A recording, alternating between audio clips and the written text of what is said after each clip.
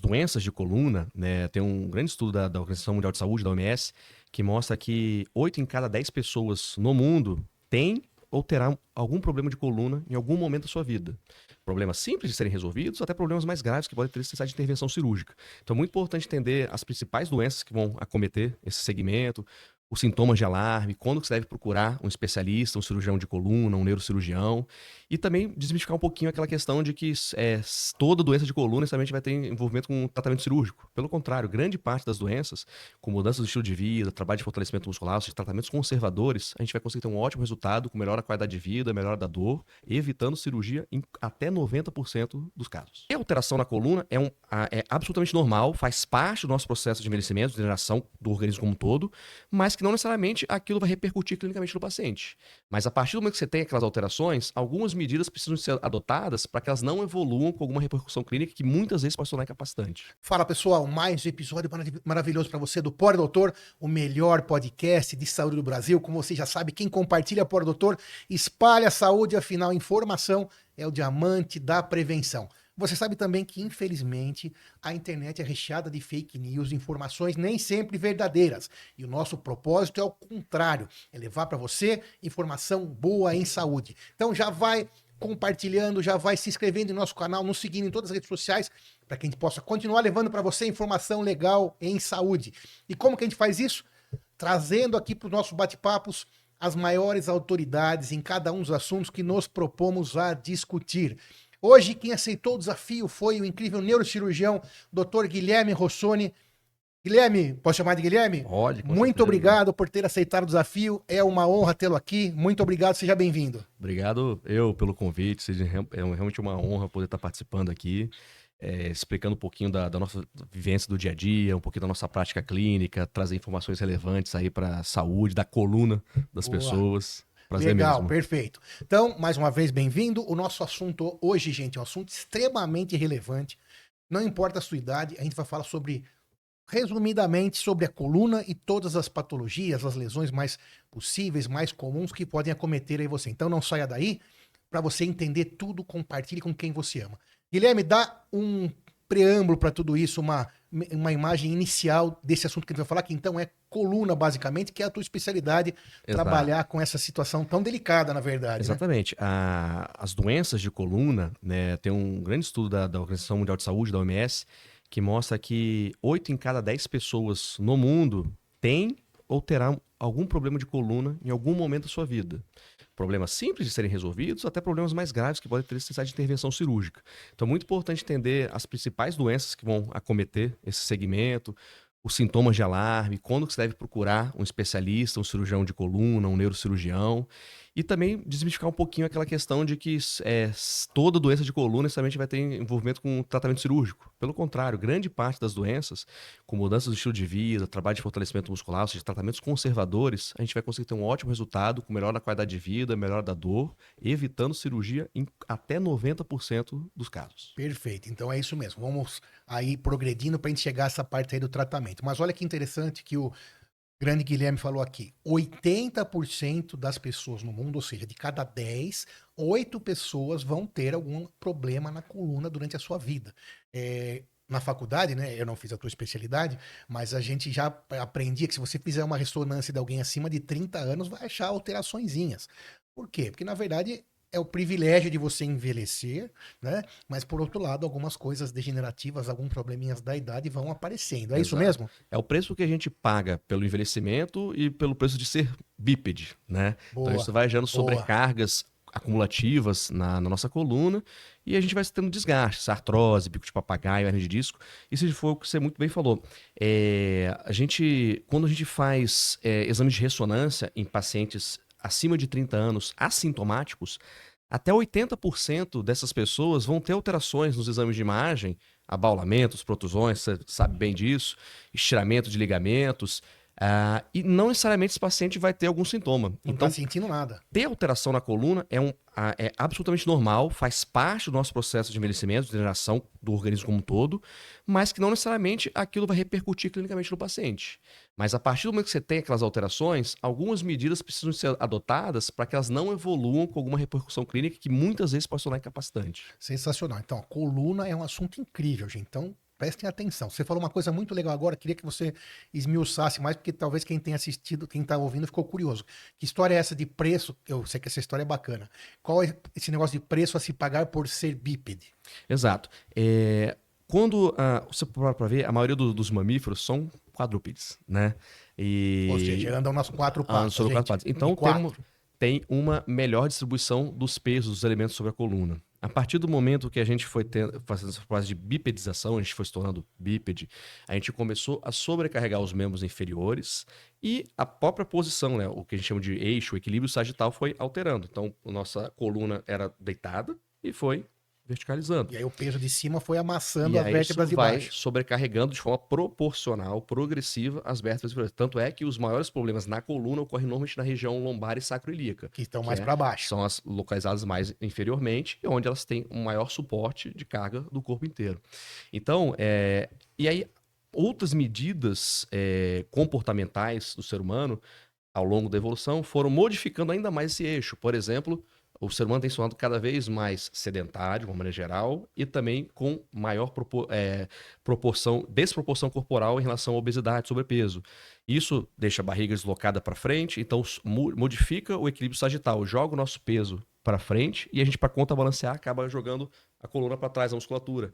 Isso vai forçando ainda mais os elementos posteriores, vai sobrecarregando os ligamentos, vai sobrecarregando o disco e vai predispondo ainda mais a deterioração e formação de doenças na coluna. Então quer dizer que a coluna, para que a gente possa, daqui a pouco a gente fala sobre isso, para que ela possa ser saudável, a gente precisa pensar um jeito de manter ela numa posição adequada e que tenha o mínimo de sobrecarga. Exatamente. É isso? Tem alguma forma de fazer isso? A adoção de posturas, né, ergonômicas, né, e também o controle muscular, o tônus muscular, né, de um cinturão de músculos que formam assim em volta da coluna, que a gente chama de core, que é constituído basicamente pelos músculos abdominais, os paravertebrais lombares, os músculos glúteos e pélvicos. Eles costumam fazer um equilíbrio da coluna e de sustentação. Então, quanto maior for esse tônus, maior hipertrofia você tiver, um grupo muscular forte, eles vão sustentar ainda mais essa coluna, vão absorver as ondas mecânicas dos impactos que a gente recebe do meio externo e vão diminuir, amenizar a transmissão desses impactos mecânicos para dentro da coluna, onde tem a medula, onde tem nossos nervos, onde tem os discos e as articulações. Perfeito.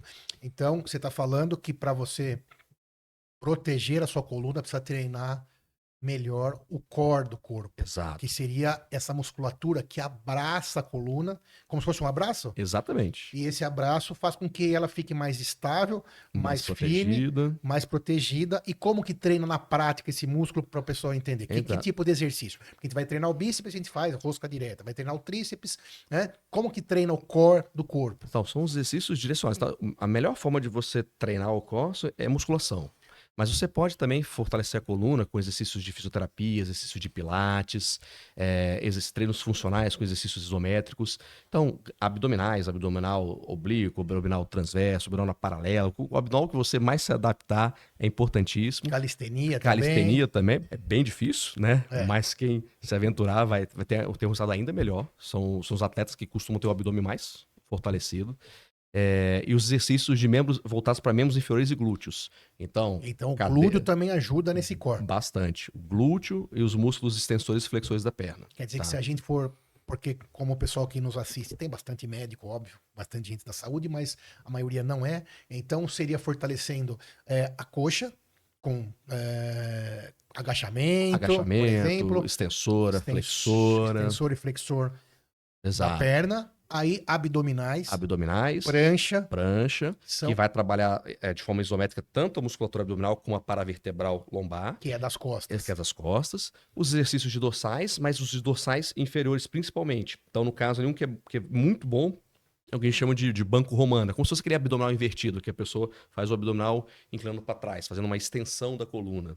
Esse é um exercício também muito importante. Então, quer dizer que esses são os exercícios-chave para você proteger a coluna. E para a gente encerrar essa parte da proteção, a gente tem que lembrar que se você quiser chegar aos seus 60, 70, 80 anos com a sua coluna preservada, agora é a hora de você trabalhar essa musculatura para que você chegue lá sem muita hérnia, sem muita protrusão, né? Ou retardar o máximo possível a progressão. Retardar o máximo possível, porque envelhecer é um privilégio e essas questões degenerativas, ou seja, do tempo, elas são inevitáveis, né? Porque não envelhecer é Exatamente. pior, né? Exa- Então, treine, faça a hipertrofia de tudo isso para que você possa chegar lá com saúde da coluna. Muito bem. Até aproveitar esse momento que é um mito, né? Que a gente sempre teve, né, Guilherme? Que é quando você tinha uma patologia dessa, uma dor na coluna, antigamente, pelo menos quando eu saí da faculdade, em 1996, falava-se qualquer dorzinha para ir para cama. Você é bem mais novo que eu, mas você sabia que era assim? Cresci ouvindo isso e até durante a faculdade eu ouvi de colegas ortopedistas Sim. também, Porque era isso preceptores, que se tinha na época. que era. Hoje, como é que funciona isso? Então, esse é um conceito já bem antigo, defasado, né? Uhum. Inclusive, a imobilidade, ela é vista como um fator de pior prognóstico na recuperação do paciente com doenças na coluna.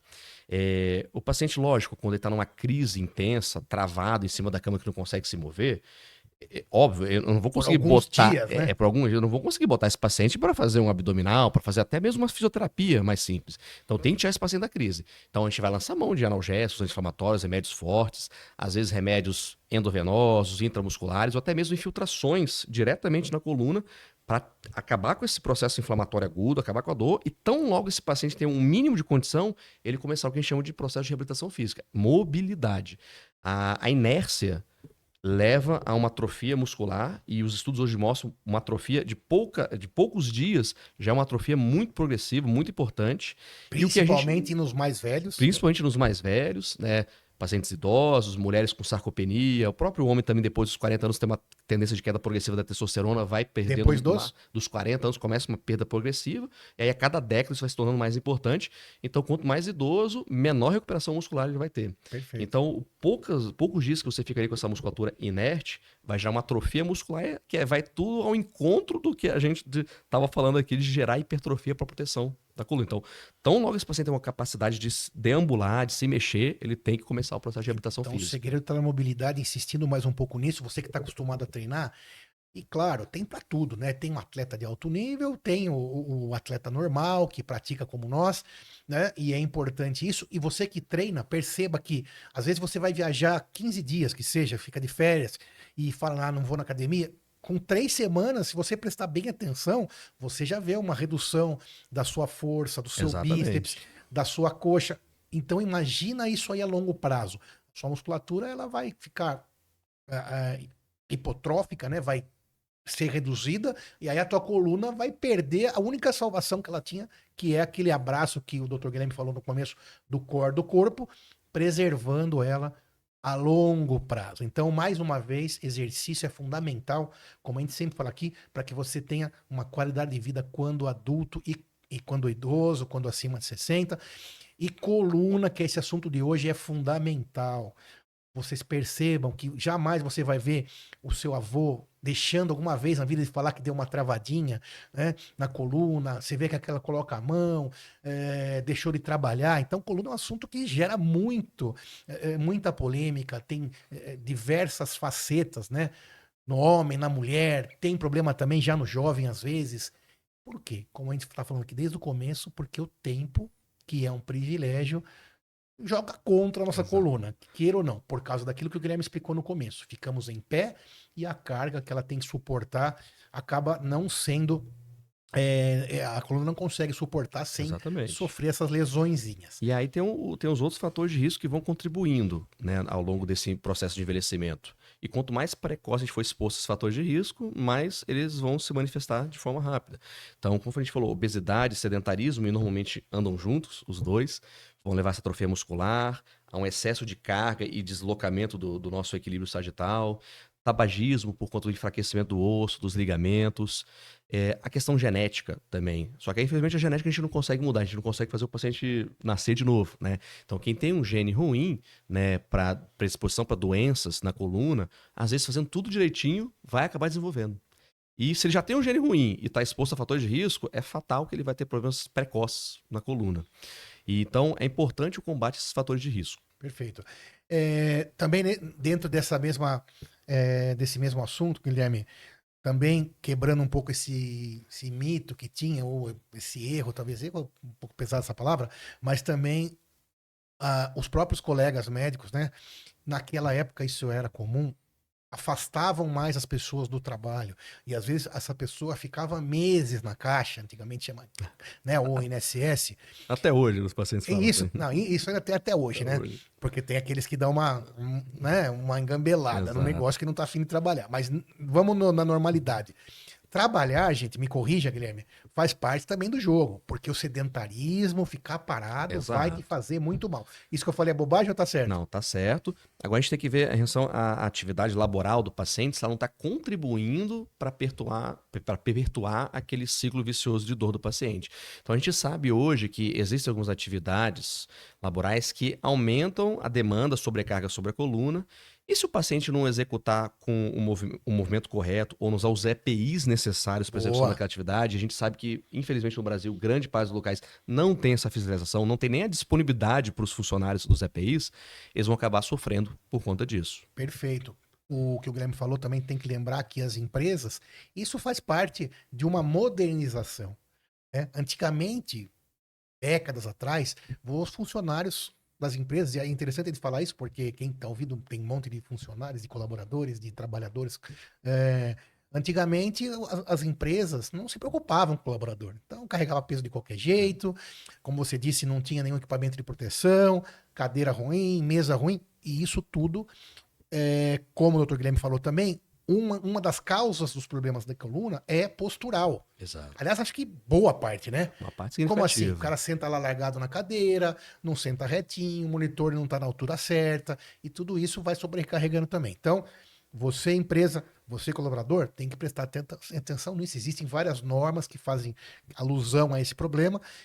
A empresa vai fazer um laudo, o funcionário vai receber os EPIs e tem que usar tudo direitinho. Outra coisa também, no trabalho, às vezes está tudo direitinho, mas o cidadão senta de manhã lá no computador, 8 da manhã, e esquece, fica lá sem levantar até a hora do almoço. Exato. Isso é bom ou ruim? Exato. A posição sentada por tempo prolongado, ela sobrecarrega a região lombar baixa e a região sacroiliaca.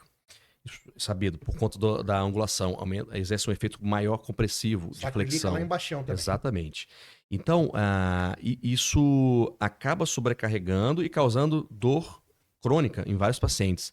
A própria posição por muito tempo prolongado, ela pode causar um tipo de dor que chama de dor nociceptiva química. O que é isso? Só para traduzir. Muitas vezes não tem nem lesão, porque você não teve um trauma direto, não teve um corte sobre aquela lesão, não teve um estiramento, não teve uma fratura na coluna. Mas é basicamente uma dor que você fica por estar muito tempo na mesma posição. Se você ficar dormindo em cima do seu braço assim, você vai acordar com o seu ombro dolorido, você vai sentir ele meio duro, estalando, rígido, e não teve nenhuma agressão mecânica. Agora, transporta isso para a coluna. Você É a fica mesma sentado, é a mesma coisa. Então você vai começar a ter dor ali, muscular, dor ligamentar, por um excesso de uso na mesma postura, com aquela musculatura ali inerte, mas sofrendo uma pressão de compressão prolongada.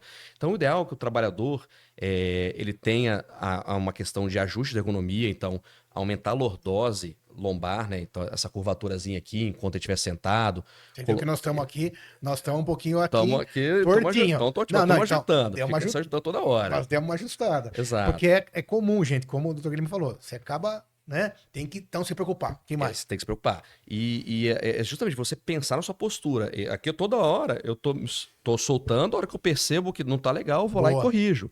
Só que às vezes você trabalhando horas e horas no seu computador, concentrado numa tarefa, você não percebe isso. Às vezes quando você passa horas jogando um videogame, mexendo nas redes sociais, você não percebe a sua postura. Depois que você vai levantar, você tá todo travado, dolorido.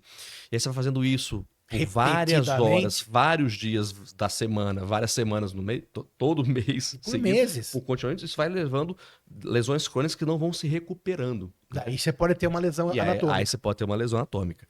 Então, assim, tá lá sentado, medidas ergonômicas, aumenta a lordose lombar, procura se policiar, corrigir a postura toda hora. Você pode colocar um apoio sobre os pés, tá? Um apoiozinho, não tenho. Pega um monte de livro, um tijolo, qualquer coisa, e bota os seus pés um pouquinho elevados, para você fletir um pouquinho a coxa. Se o ideal seria que você ficasse com a perna um pouquinho mais para cima, assim. Só de você fazer isso, você alivia aí mais de 50% a pressão sobre a região lombar e sacroiliaca. E tudo isso que você Entendeu? está falando tem que ser feito mesmo sem estar com dor. Mesmo sem estar com dor. Então é uma vigilância à sua postura, mesmo que você não esteja com E dor. preventiva. E, como mais uma vez falando, nas empresas você tem cursos sobre isso, aulas de ergonomia que as empresas devem fornecer aos colaboradores, mas é importante que você se lembre disso a todo momento. Não pense que você é o Superman, porque não é. E isso vale, claro que o gordinho, a obesidade, é pior ainda mais isso. Mas acontece também com o magro, com o novo, com o velho. Tem paciente obeso, sedentário, tabagista, que tem a coluna perfeita, porque tem uma Isso. genética muito boa. Boa. E tem o atleta magro, super forte, ativo, que tem uma coluna totalmente boa, destruída. Então, até que você faça um exame e descubra o que você tem na coluna, o melhor remédio é a prevenção. Perfeito. Isso na medicina toda. Exatamente, isso vale para todas as patologias. Muito bem. Continuando aqui falando sobre coluna, que mais uma vez eu repito, é um assunto extremamente relevante, até porque no começo o Dr. Guilherme explicou aqui já 8 em cada 10 pessoas vão manifestar alguma questão da coluna, isso é muita coisa. Aí a gente falou sobre as dores, sobre postura e tal, mas tem uma palavra que entra muito nesse imaginário que é hérnia. Hérnia da coluna. O colaborador dá, não, tem uma hérnia.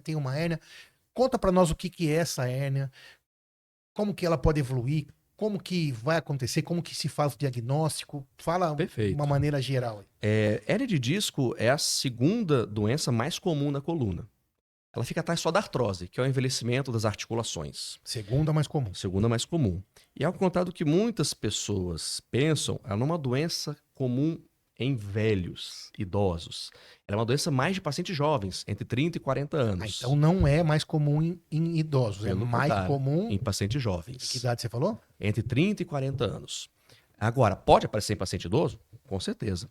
Mas em idoso é mais comum ele sofrer com problemas de dores relacionadas à artrose e é uma outra doença chamada estenose de canal lombar, que é quando o canal vai se fechando, vai crescendo excesso de osso e ligamento para dentro do canal onde passa a medula e os nervos eles vão sendo comprimidos.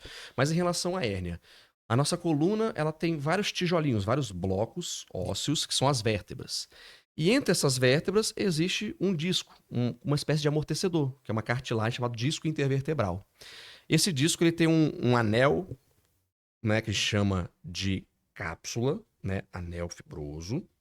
E aí dentro dele tem uma gelatinazinha mole, que é um núcleo pulposo. Quando esse anel se rompe, essa gelatina extravasa. E normalmente ela extravasa para trás. Por mecanismos de compressão, ela vai para trás, que é onde está a medula ou os nervos.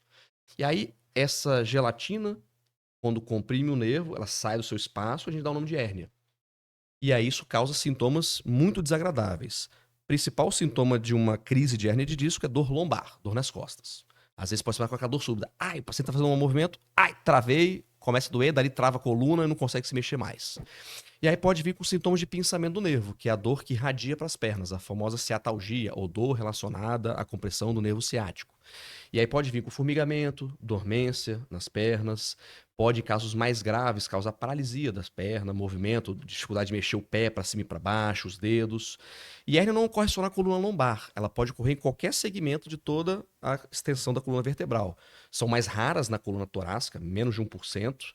E em segundo lugar, mais comuns na região cervical. Pescoço. E aí as hérnias na região do pescoço, quando comprimem, elas causam dor no pescoço e irradiando para o braço. Em sintomas graves, né, em manifestações clínicas graves, podem causar paralisia das mãos, fraqueza nas mãos, alteração até da marcha e do equilíbrio. Então, nessas situações mais graves, onde o paciente está perdendo força, pode até paralisar, por exemplo, ou dificultar o controle dos esfíncteres. Então, o paciente pode ter dificuldade de fazer xixi, pode ter dificuldade de fazer cocô. E nós estamos falando de hérnia. De hérnia de disco.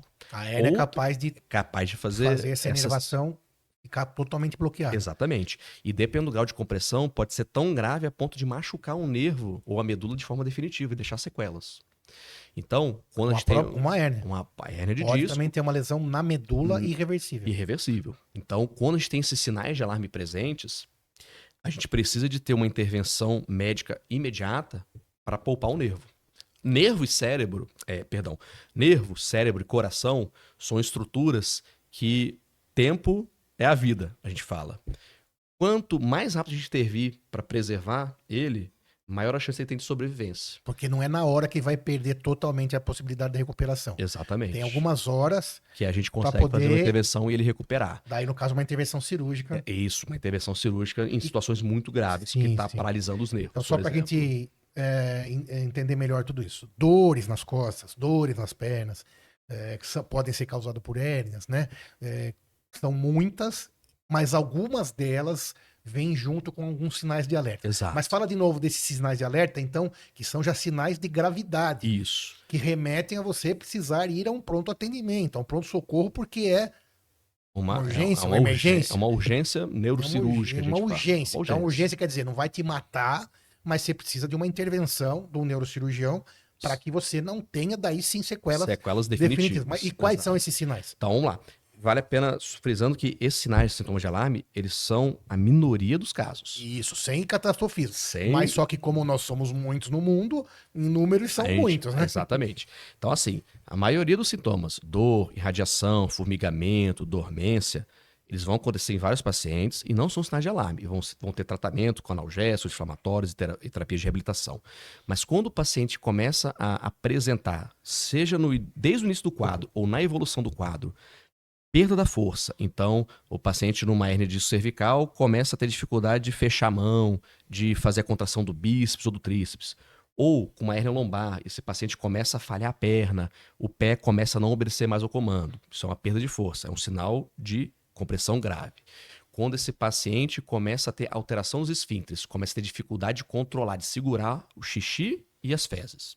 E é agudo o negócio, assim, de uma hora para outra? Pode Ou acontecer. pode ser progressivo em dias também? Normalmente, a evolução mais comum é sintomas com piora progressiva, lenta e gradual. Só que ela pode, infelizmente, em casos muito raros, se manifestar de forma aguda. O paciente pode simplesmente acordar com o pé sem se mexer, que eles chamam de pé caído. Fica assim o pé. Pode ficar sem se mexer. E o que é grave? Muitas vezes pode acontecer de forma silenciosa. O paciente não estava tendo a dor lombar com irradiação para a perna. Então ele acorda, o pé está sem se mexer, ou ele acorda, não está sentindo nada ali do umbigo para baixo, com a região perineal, genital toda dormente, que a gente chama de anestesia em cela, ou começa a perder o controle do xixi, das fezes, do nada. São os quadros gravíssimos. E aí, às vezes, até dificulta o diagnóstico. Tem que ir direto para o pronto-socorro, aí vai fazer a investigação, provavelmente vai fazer a investigação do neuroeixo, da coluna, do cérebro.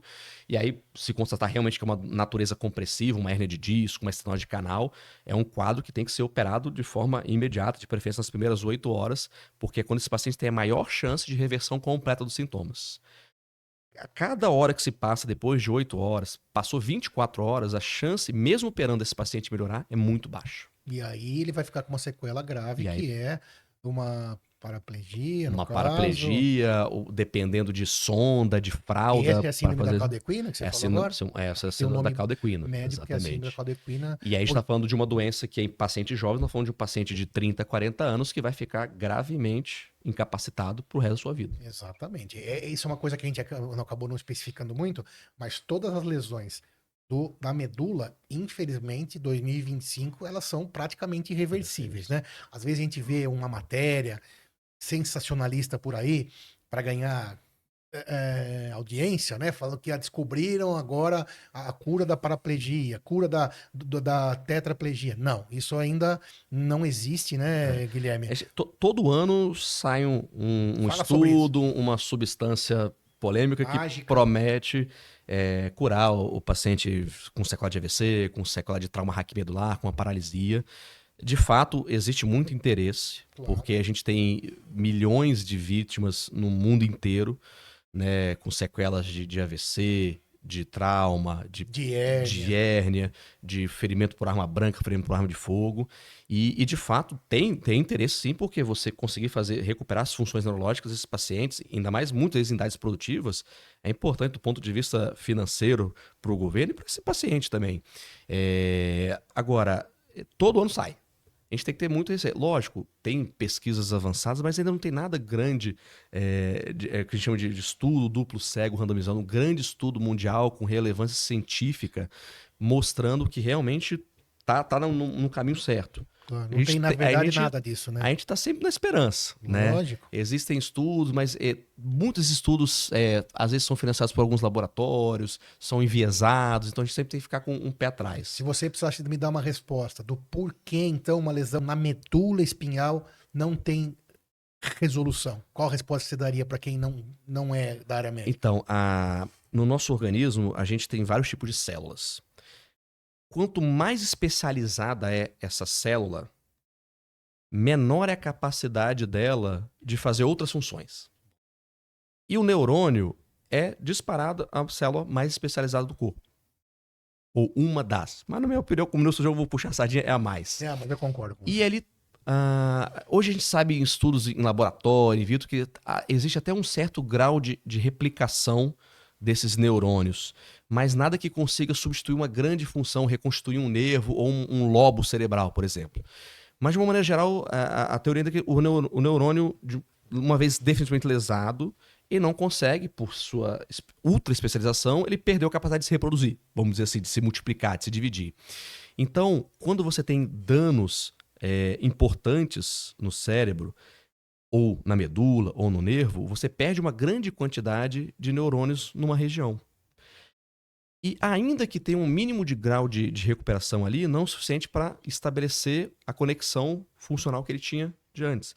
Então, às vezes você pode até ver um paciente que teve uma grave sequela na medula, por exemplo, que ficou totalmente paraplégico, perdeu todos os movimentos, perdeu o controle dos esfíncteres, e aí com o tempo ele volta às vezes a sentir as pernas. Que daí sai a reportagem sensacionalista. Ou Mas só explica também, ou só volta a ter algum grau de movimento, mas que não é funcional.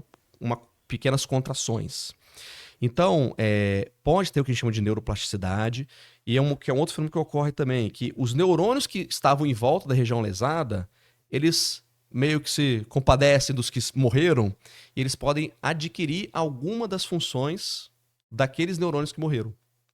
Então, aí eles podem readquirir um certo grau de sensibilidade, de contratura.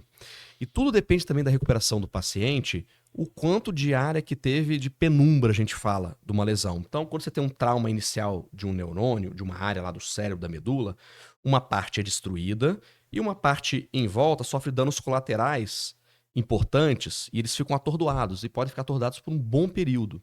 Sem serem lesados. Sem serem lesados. Sem ser cortado. Exatamente, assim. isso. Vão sem ser cortados, desconectados. E aí, depois de um certo tempo, esses neurônios em volta, que foram danificados, voltam lentamente a recuperar sua função e até fazer o que a gente chama de neuroplasticidade, recuperar um pouquinho da função daqueles que já foram destruídos de vez. Então, pode haver algum grau de recuperação daquela função neurológica. E isso depende muito, então, do grau de destruição que aquela área teve no começo. Então, quanto maior for o dano, quanto maior for o déficit neurológico estabelecido no ato, menor é a chance de recuperação. Então, às vezes, você tem um dano pequeno com muito edema, né, que é essa área de penumbra. E aí, vai se manifestar clinicamente com um paciente com um déficit neurológico importante. Só que ele perdeu objetivamente, pouca massa de neurônios. E aí, os outros neurônios estavam muito atordoados, vão normalizando aquela função, ele praticamente até volta à função neurológica normal, ou com sequelas imperceptíveis, muito leves. Agora, se o dano inicial destruiu lá 80%, 90% dos neurônios, ainda que os outros 10%, 20% readquiram a sua função, não vai voltar a ser 100% da função daquele membro, daquela sensibilidade, originalmente antes do trauma. Perfeito. Só que também, para a gente deixar claro, né, grande Guilherme, todos os casos de todos esses que nós falamos, mesmo as lesões mais graves, acho que nem o próprio neurocirurgião consegue prever o futuro. Exato. Então, todas merecem carinhosamente um bom Todas, diagnóstico, exato. uma boa tentativa de reabilitação. Estou falando bobagem, tá certo? Não, tá Então, certíssimo. todos podem melhorar daquela situação que está. Mesmo aquele cidadão que perdeu a movimentação do quadril para baixo, mas ele precisa cuidar Precisa. do resto. Ele precisa que a musculatura da parte que está bem seja bem Para sustentar, para impedir outros problemas que podem aparecer. Então, não é o final da linha. Exato. Né? Então, E o fato... todos merecem atenção Exato. e tem alguma coisa a ser feita, Isso. correto? E num evento neurológico agudo desse, seja por um AVC, por um trauma na medula, a maior chance de recuperação ocorre normalmente no primeiro ano. Não quer dizer que se não recuperou nada no primeiro ano, ele não possa recuperar nos próximos 30 anos da vida dele. Tem casos, relatos de pacientes que recuperaram de forma parcial funções neurológicas depois de décadas, né? Mas a gente sabe, né, que depois de um ano, a chance de recuperação neurológica importante cai exponencialmente.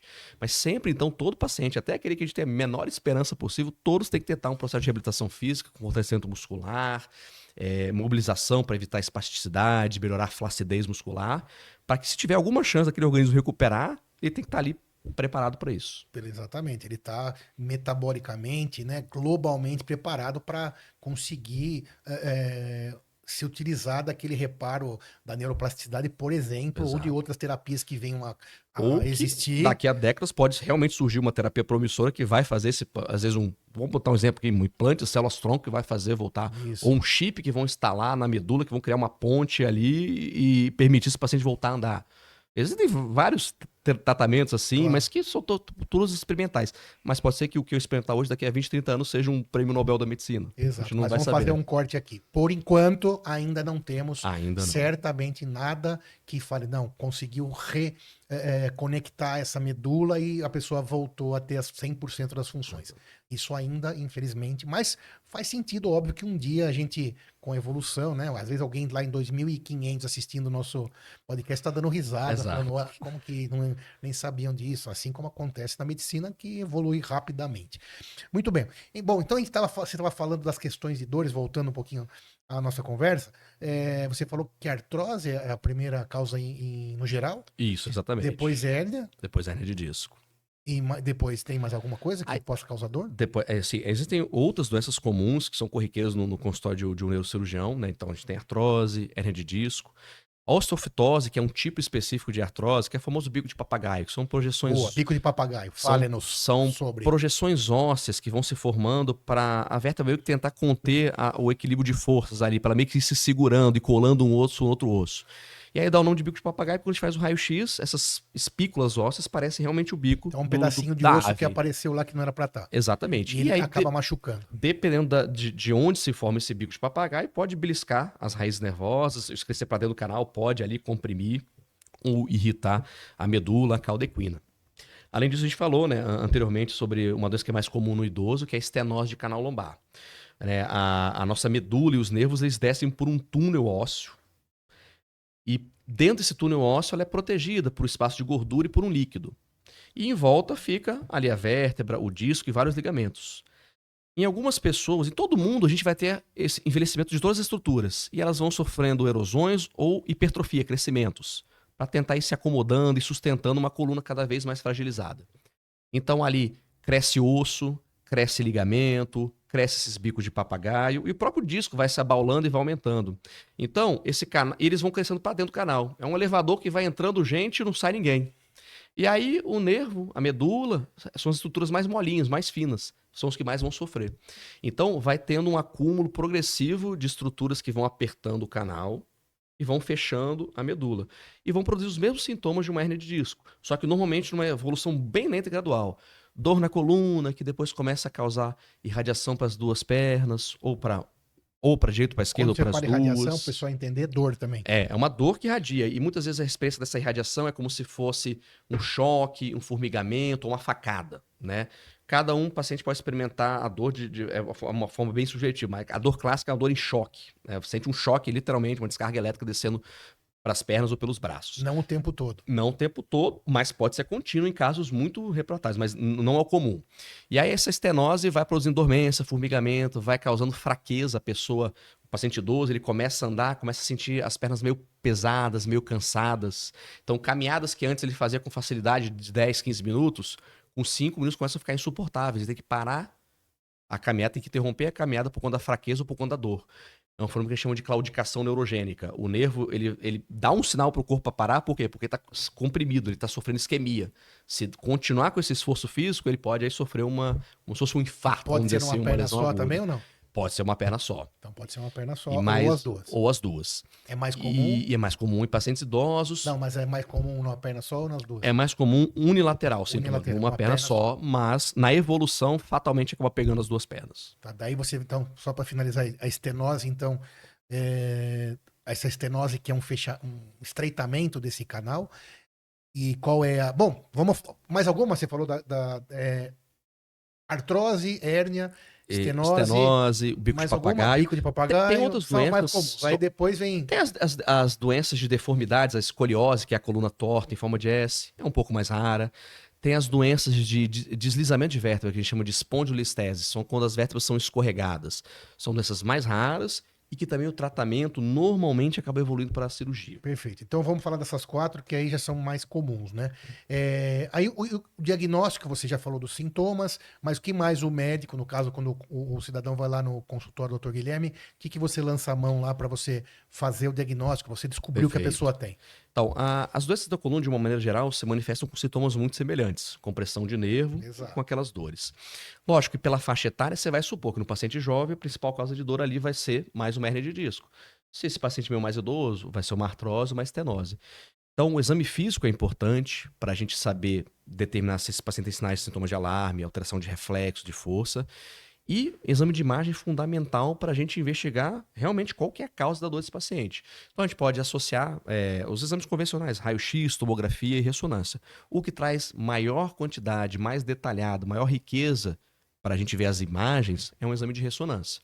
Então a gente consegue ver bem direitinho a medula, consegue ver os elementos ligamentares, um pouco do osso, consegue ver ali se tem sinais de gravidade dentro da medula, se eu estou vendo ali manchinhas na medula que estão indicando uma compressão mais grave. Então a ressonância é o melhor exame para a gente ver, mas a gente, em alguns locais a gente não tem uma ressonância de pronta, e aí a tomografia quebra muito o galho e um raio-x também. Perfeito.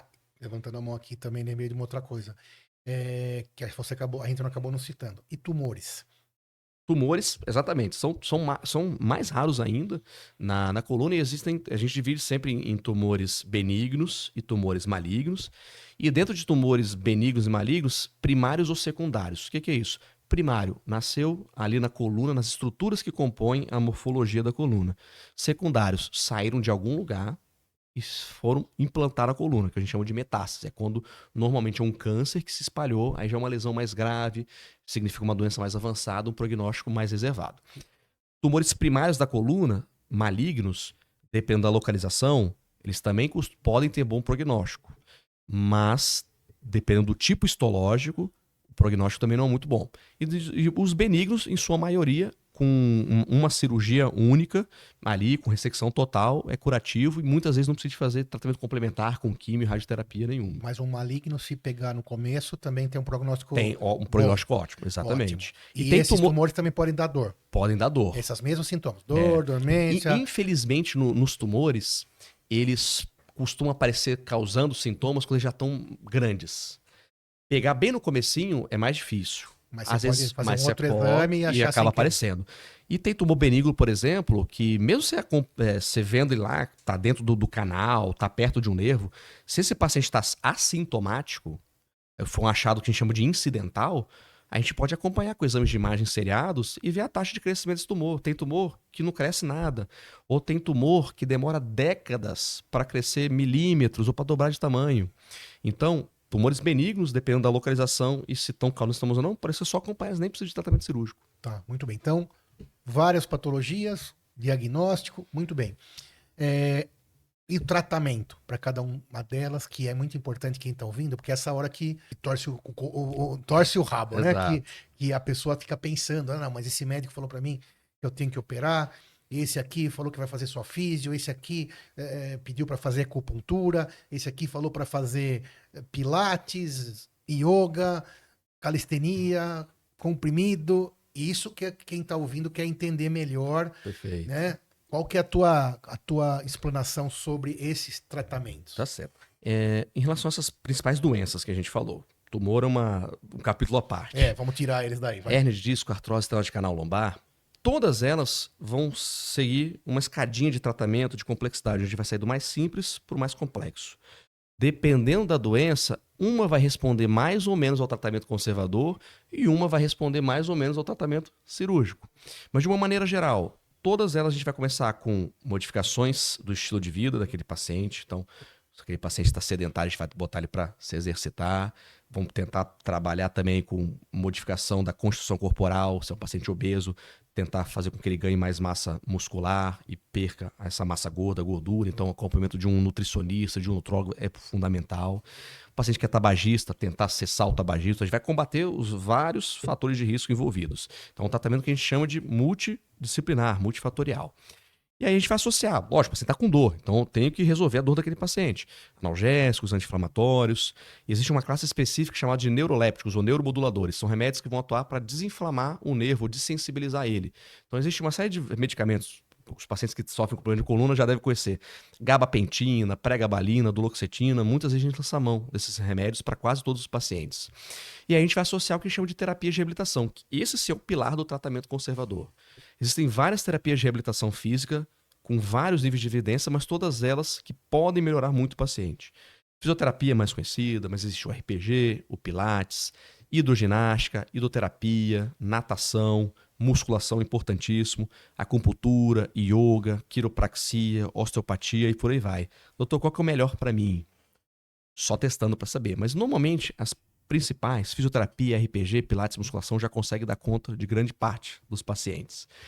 E além desses tratamentos conservadores, a gente pode lançar mão de bloqueios anestésicos, são as infiltrações. O paciente está muito ruim, muito travado, tem aquela dificuldade de fazer o tratamento com os comprimidos todos os dias, às vezes a posologia tem que tomar de 8 em 8 horas, de 12 em 12 horas, o paciente é esquecido. Tem paciente que não gosta porque desenvolve muita gastrite, desenvolve uma série de efeitos colaterais com esses medicamentos.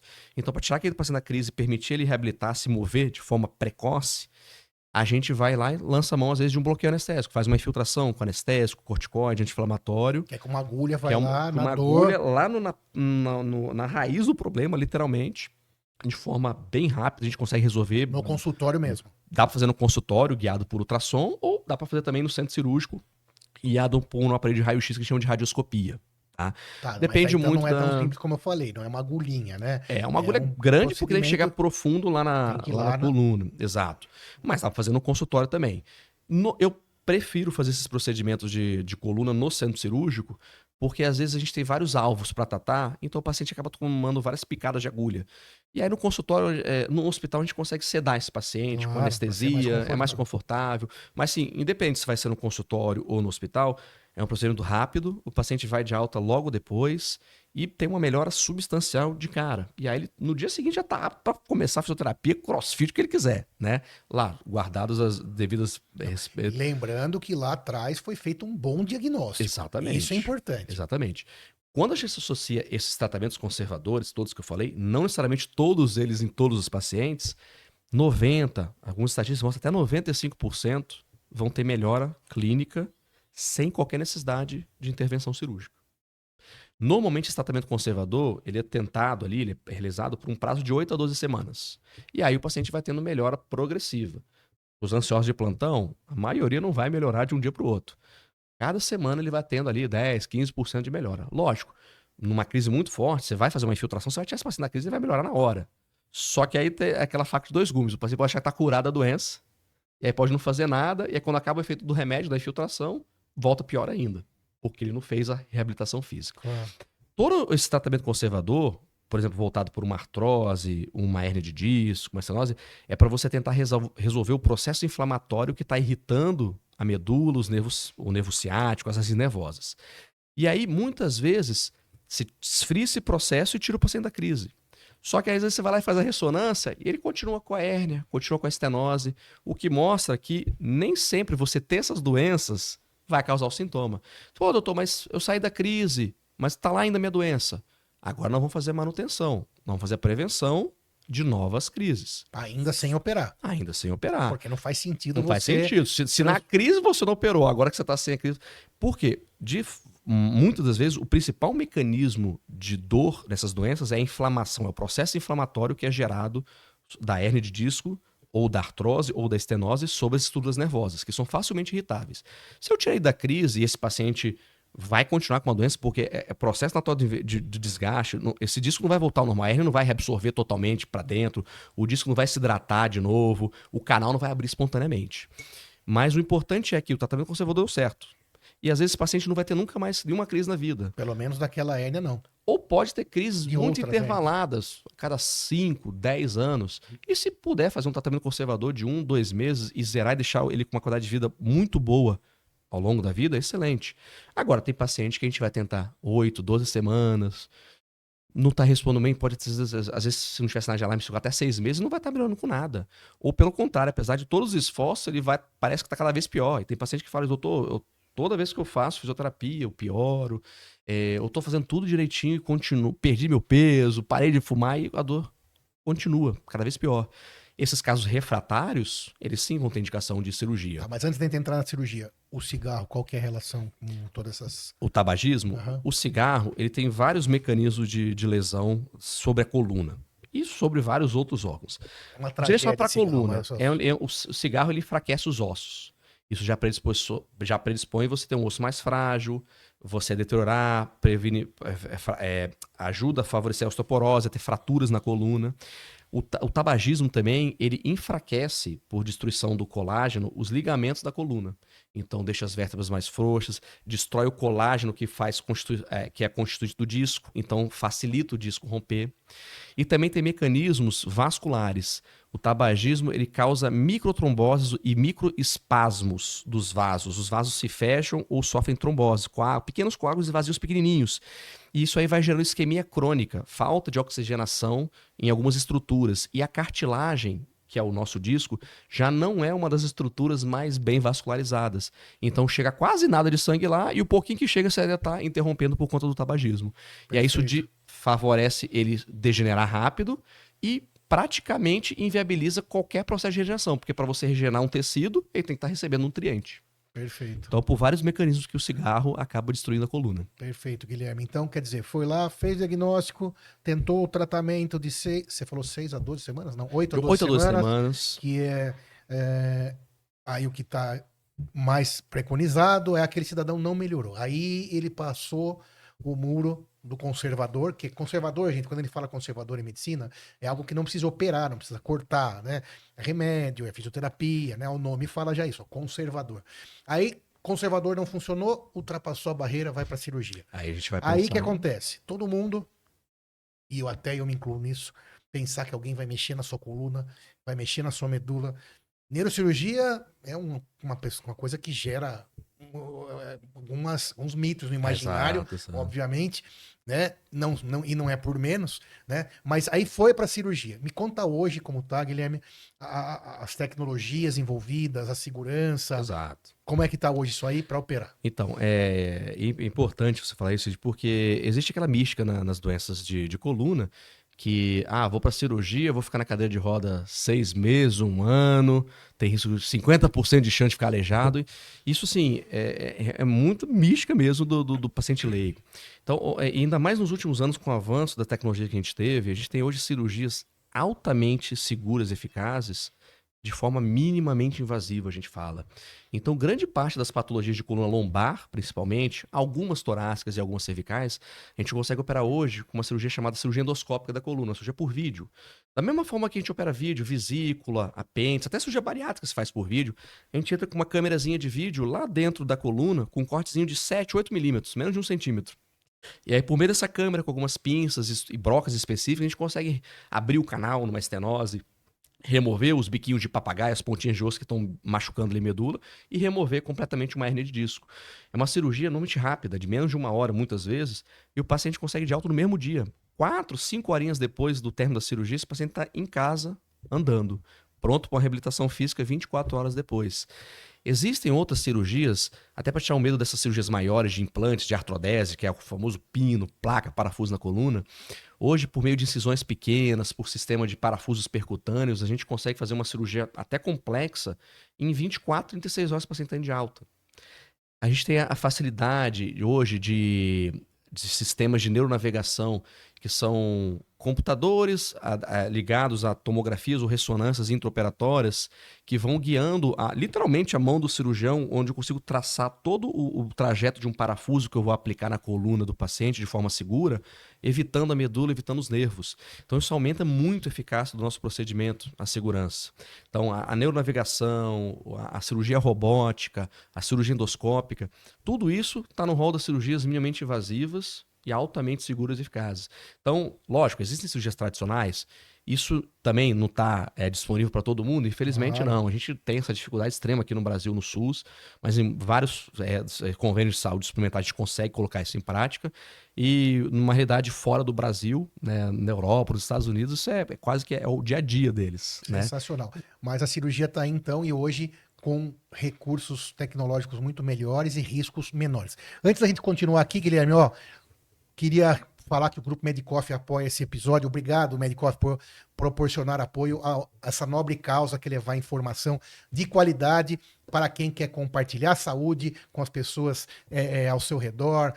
Se cuidar é um ato de altruísmo. Você tem que se cuidar para que você fique mais tempo aqui com as pessoas que você ama. Então, obrigado, Medicoff. E o Medicoff tem o Coffee Cards da aprovação, que são esses cartões aqui, que você faz um sorteio e você faz uma pergunta, né, para você ver se você está aprendendo. Minha filha, Maria Júlia, tá lá no Medicoff fazendo cursinho, afinal ela tá aí no internato, vai prestar residência também. Vou fazer uma pergunta aqui para você. Perfeito. Pode ser? Ó, não é da sua área, que aqui foi de... Deixa eu ver, isso aqui de GO, ginecologia e obstetrícia. Qual o momento ideal para se fazer amniocentese? A amniocentese é colher lá um pouquinho do líquido amniótico durante a gestação. Qual é? É a pergunta clássica de prova de residência. Eu respondi bastante essa aí, a partir da 15ª semana. Boa, boa. Então, após 15 semanas, perfeito. Por isso que o Guilherme entrou na residência mais difícil, que é a neurocirurgia. Muito bem, obrigado, Medicoff. Valeu por apoiar. A gente precisa de apoio para a gente poder continuar com o nosso propósito, que é levar informação legal para vocês. Voltando, cirurgia, então, no privado, tem todos esses recursos. A gente sempre também fala aqui, o SUS, imagino que tenha uma parte disso também, logicamente não com toda a tecnologia, mas, e também a hotelaria não, tal, mas o SUS também oferece tratamento para hérnia, tratamento oferece para estenose. Dos conservadores até os cirúrgicos. Em alguns locais, principalmente onde tem vinculado a ensino médico, onde tem residência, Exato. você consegue ter acesso à cirurgia endoscópica, Exato. você consegue, em alguns locais, ter acesso à neuronavegação, lógico, dentro de um pool de tratamento dentro do SUS é a menor parte, mas ainda assim consegue. Aí no privado, todos esses procedimentos, todos é muita coisa, mas eles estão no rol da a maioria está, outros envolve uma tecnologia ainda muito nova, que ainda não foi incorporada no rol da ANS, um ou outro convênio acaba autorizando, outros, a gente sabe, por questões financeiras, orçamentárias, acabam deixando de lado, porque existem cirurgias as atuais, as convencionais, vamos dizer assim, que também resolvem, né? Claro, claro. Lógico, as custas de uma incisão maior, um maior sangramento, um pós-operatório um pouquinho mais arrastado, mas que vai ser efetiva. Mas, lógico, se puder lançar a mão do que a gente tem de mais moderno, mais tecnológico, em prol do paciente, é muito melhor. Então, nos grandes hospitais, com excelentes médicos, é possível fazer tratamento de coluna com um cortezinho de 7 milímetros. Óbvio, gente, não é sempre que é possível lançar mão desse tipo de conduta. Nós estamos falando aqui, talvez, da maioria das hérnias, a maioria das estenoses, né? A maioria dos bicos de papagaio, mas tem vezes que embola o negócio, vai operar uma vesícula por vídeo e encacou, abre e preserva a vida e preserva a segurança de tudo aquilo para que o final possa ser bom pro paciente, que sempre é o alvo final, sempre é o nosso objetivo principal. Nossa prioridade, isso aí. Exatamente, a prioridade total é fazer com que o paciente saia bem daquilo da melhor maneira possível em todos os aspectos. Que mais? Mulheres e homens têm mais ou menos a mesma prevalência de doenças de coluna? Ou... As doenças de uma coluna, quando a gente estratifica ali pelo tipo, hérnia de disco, a gente vai ver que a casuística ela é ligeiramente mais comum em mulheres. A estenose de canal lombar, que é aquela do paciente mais idoso, ela afeta praticamente igual homens e mulheres. Então hérnia é mais em mulher? É um pouquinho mais comum em mulher, exatamente. A artrose universal também, a diferença é muito pequena. E fraturas, principalmente as osteoporóticas, associadas à fragilidade do osso, são mais comuns em mulheres também. Por causa da menopausa, e aí a osteopenia, a osteoporose, o osso fica mais fraco. E Exato. Tudo isso, a gente volta lá para o começo da nossa conversa, que é a nossa forma de prevenir. Então, terminando mais ou menos aqui, falamos de diagnóstico, de tratamento, e a prevenção de tudo isso. Então, se você fosse falar, voltando ao começo, para mulheres apenas, exercício também. Exercício físico. Na menopausa. Pós-menopausa, principalmente pós-menopausa, né? aquela que é tabagista, se associar com a menopausa, onde caem os hormônios protetores da coluna, é deletério, então cessar tabagismo. Mas mulheres na menopausa que tem osteoporose, fazer reposição de cálcio, vitamina D, às vezes intramuscular, às vezes venosa, dependendo do grau e dos sintomas da menopausa, considerar com o seu ginecologista terapia de reposição hormonal para proteger as articulações e outras complicações advindas da menopausa. E, independente disso, também para o homem e em qualquer idade, o fortalecimento muscular. Perfeito. E o homem também, às vezes, vai precisar de reposição hormonal, reposição, que é bem diferente de anabolizante. De bomba, anabolizante, que isso não existe nenhum trabalho que, acho que talvez com que tem hoje nunca vai existir, falando que é seguro e tal. Na verdade, existe o contrário.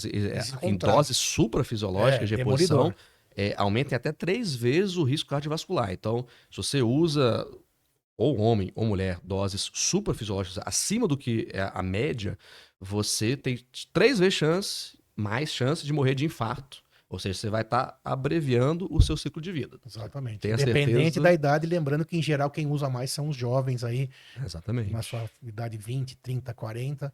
E livre-arbítrio também, né? Você tem que saber o que está acontecendo. Exato. Tem indicações precisas, né? De hipogonadismo, queda da testosterona, aí redução de libido, ganho de peso, perda de massa muscular, fadiga crônica.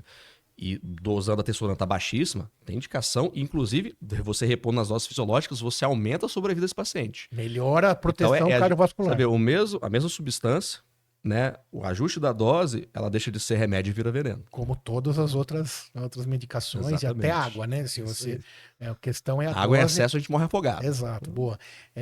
Isso é um assunto importante. Então, reposição homem e mulher na dose fisiológica, quando bem indicado, é importante, válido e, claro, acompanhado por um médico, porque não é brincadeira. Procurar um endocrinologista, não tem como fazer um ginecologista, um andrologista para acompanhar, com certeza. Exatamente. Grande Guilherme, neurocirurgião, além de tudo que você já deixou de conhecimento aqui, de informação, a gente já agradece, mas deixa uma mensagem final para quem está nos ouvindo sobre a sua especialidade, sobre a sua carreira. O que você deixaria de mensagem final para a gente? Eu queria agradecer, Sidney, pela oportunidade de participar aqui de um podcast muito conceituado, poder estar passando um pouquinho da nossa experiência, que é o nosso dia a dia. Esse bate-papo que a gente teve aqui é praticamente a conversa que eu tenho com quase os meus pacientes todos os dias. Boa. E poder trazer um pouquinho dessa vivência, desmistificar um pouquinho, tirar um pouquinho do medo também quando tem necessidade de intervenção cirúrgica, é um prazer muito grande. Atendo aqui, eu tenho consultório em 3 estados, atendo Boa. Aqui Fala aí onde você atende. São Paulo, vai estar escrito aí Rio de Janeiro e Vitória e Espírito Santo. A gente tem uma clínica lá, a gente atua então quase toda a região só sudeste. Só você na clínica tem um nome aqui? Tem a clínica AMI, né, que é atendimento médico humanizado. AMI. AMI. E eu tenho outros colegas que trabalham comigo, claro. São meus auxiliares, eles também têm seus casos próprios, a gente sempre opera e discute os casos juntos. E assim, sempre, como a gente falou, sempre em prol do paciente, buscando trazer o que tem de mais novo, mais tecnológico. Quem quiser seguir a gente para mais conteúdo, entra lá no Instagram, que é @Dr. Guilherme Rossoni, tem muito conteúdo prático lá, legal, sempre interagindo com as novidades da nossa área. Foi um prazer enorme estar participando aqui. Tá bom? Muito obrigado, Dr. Guilherme Rossoni. Sorte dos pacientes que eu tenho como médico. Mais uma vez, compartilhe, espalhe saúde. Pode Doutor, o maior podcast do Brasil. Compartilhe com quem você ama. Informação, diamantes da prevenção. Fiquem todos bem. Siga-nos bons. Mais uma vez, obrigado, grande Guilherme Rossoni. Fique com Deus, fique bem e até a próxima. Obrigado.